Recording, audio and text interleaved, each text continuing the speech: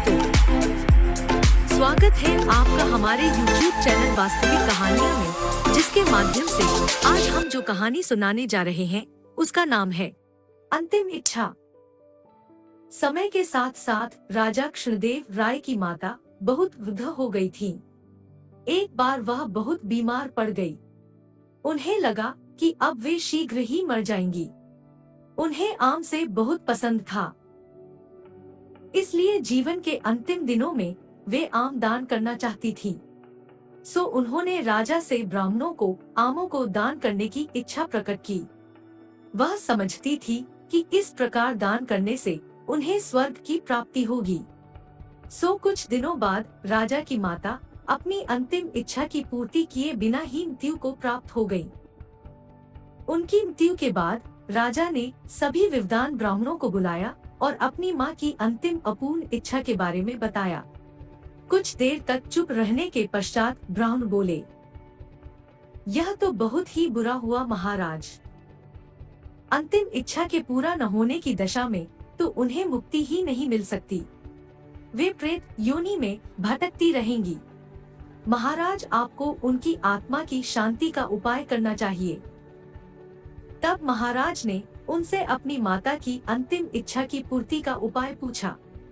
ब्राह्मण बोले, उनकी आत्मा की शांति के लिए आपको उनकी पुण्यतिथि पर सोने के आमों का दान करना पड़ेगा।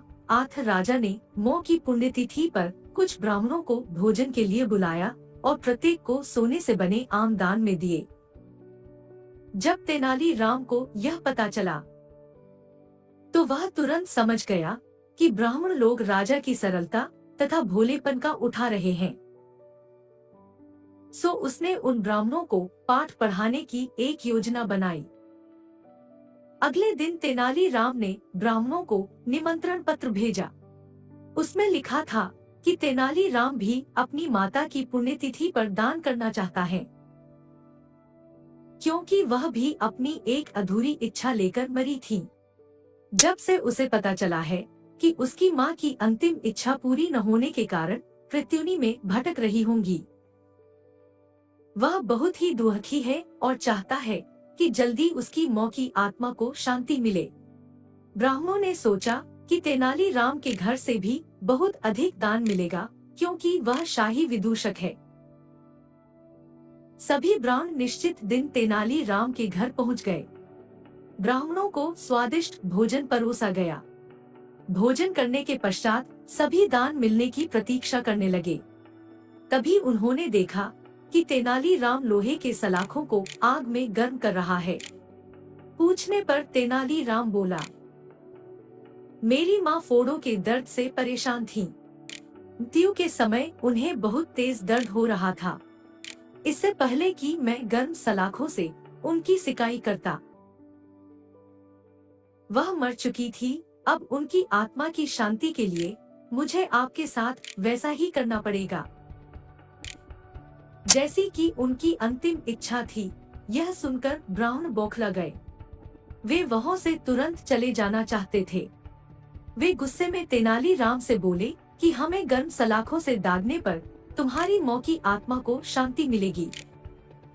नहीं महाशय, मैं झूठ नहीं बोल रहा।